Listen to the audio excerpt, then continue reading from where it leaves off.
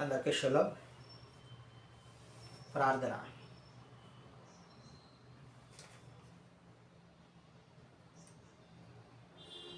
కృపలో ఎదుగుడి అని చెప్పిన ఎలోహీం మీకు స్తోత్రం. మేము మా జీవితకాలం అంతా సంతోషించినట్లు కృప ద్వారా తృప్తిపరచుచున్న తండ్రి మీకు స్తోత్రం. ఆశీర్వదించిన నీ హస్తముక్కాయ తండ్రి మీకు స్తోత్రం. పిలుచుచున్న నీ హస్తముక్కాయ తండ్రి మీకు స్తోత్రం. కౌగిలించుకున్న నీ హస్తముక్కాయ యెషువా మెస్సీయా మీకు స్తోత్రం. దీవించుచున్న నీ హస్తముక్కాయ తండ్రి మీకు స్తోత్రం. మా చెవులను తెరిచిన నీ హస్తముకై అదోనాయి మీకు స్తోత్రం. పాపపు ఊబి నుండి లేవనెత్తుచున్న నీ వాస్తవముకై తండ్రి మీకు స్తోత్రం. గురుడితనాన్ని తాకిన నీ హస్తముకై అదోనాయి మీకు స్తోత్రం. రోగులను బాగు చేసే నీ హస్తముకై యెషువా మెస్సీయా మీకు స్తోత్రం. గాయపడిన నీ హస్తముకై యెషువా మెస్సీయా మీకు స్తోత్రం. ఎలోహిం యొక్క పిల్లలను బలపరిచే నీ హస్తముకై యెషువా మెస్సీయా మీకు స్తోత్రం. పాపాన్ని కాల్చే నీ అగ్నికై యెషువా మెస్సీయా మీకు స్తోత్రం. శత్రువును దహించి వేస్తున్న నీ అగ్నికై యెషువా మెస్సీయా మీకు స్తోత్రం. తండ్రి, ఉదయకాల సమయంలో నీ వాక్యమును ధ్యానించగలిగే మనస్సును మాకు అనుగ్రహించి తండ్రి,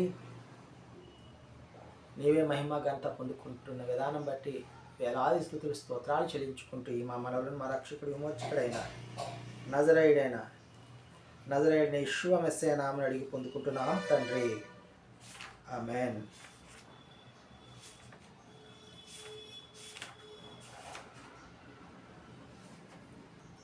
హల్లెలూయా.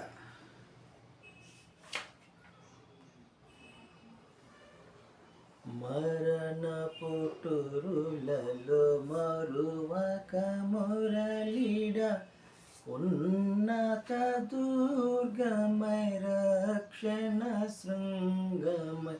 మరణ పుటురులలో మరువక మురళిడ ఉన్నత దుర్గమై రక్షణ శృంగమై.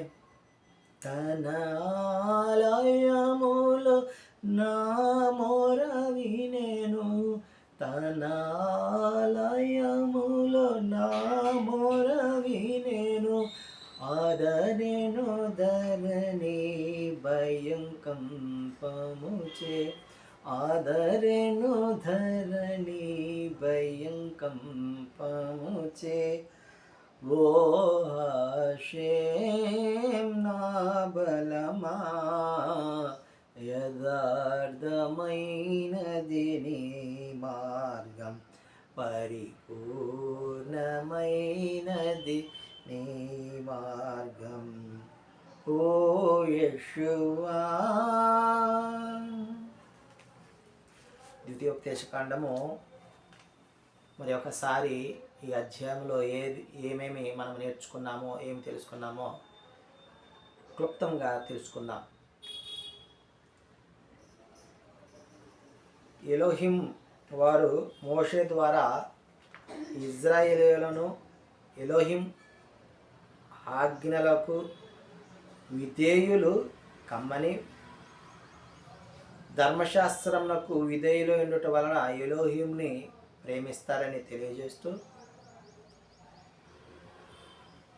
శత్రువులను శిక్షించే విధానమును తెలియజేస్తూ, ఇజ్రాయేలీయుల ఎడల చేసినటువంటి అద్భుత కార్యాలను వివరిస్తూ, ఈ విషయాలన్నిటినీ కూడా నూతన తరానికి తెలియజేస్తూ వారు దీర్ఘాయుష్మంతులై ఉండినట్లుగా ఈ యొక్క ఎలోహిం యొక్క మాటలను, ధర్మశాస్త్రమును అనుసరించడి వారిగా ఉండాలన్నట్టుగా తెలియజేస్తూ ఉన్నారు. అప్పుడు వీరు ఆయన ఆజ్ఞలను మరి ధర్మశాస్త్రాలను పాటిస్తే ఆశీర్వాదం సమృద్ధిగా వారికి కలుగుతుంది. ఒకవేళ అవిధేయత కలిగి ఉంటే వారి మీదకి శాపములు, క్షామములు వస్తాయని తెలియచేస్తూ ఉన్నాడు. అరణ్య సంచారం 40 సంవత్సరాలు మరి ఈ కాలంలో 40 సంవత్సరాల కాలంలో మోషే గారు ఇజ్రాయేలీయులకు మరి తెలియజేసినటువంటి బోధనలు, ప్రసంగాలు మరి ఈ అధ్యాయంలో మనము విని ఉన్నాము, చూచి ఉన్నాము. ఈ యొక్క ద్వితీయోపదేశ కాండాన్ని హీబ్రూలో హద్దేబరీం అంటే చెప్పబడిన మాటలు అని, మిష్నే హత్తోరా అంటే ధర్మశాస్త్రమును తిరిగి బోధించుట అనే ఈ 2 పదాలను హీబ్రూలో వాడటం జరిగింది.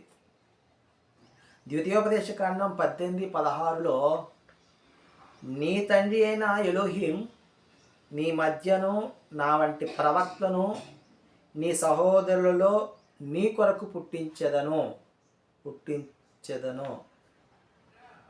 ఆయన మాట నీవు వినవలను. ఈ మాటను, ఈ యొక్క ప్రవచనాన్ని యెషూవ మెస్సీయకు మరి సరిపోతుంది. ఇంకొకటిగా హీబ్రూలో ఈ తోరాలో 5 మాటలను మనము మరి ఒకసారి తెలుసుకుందాం.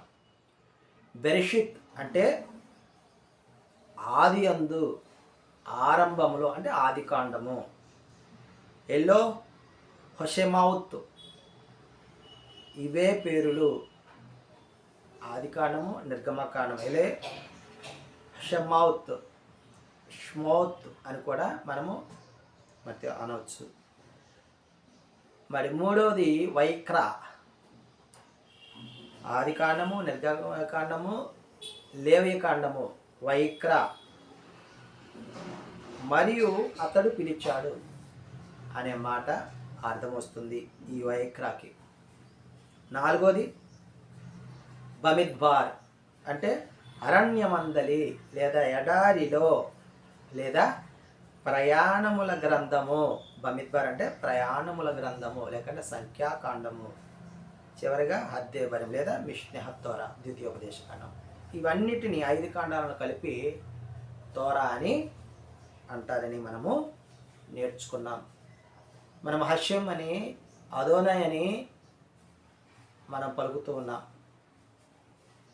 ఎందుకని అంటే ఈ విషయాలను కూడా మనము ముందు తెలుసుకునే వారమే ఉన్నాం. హల్లెలూయా, ఆమేన్.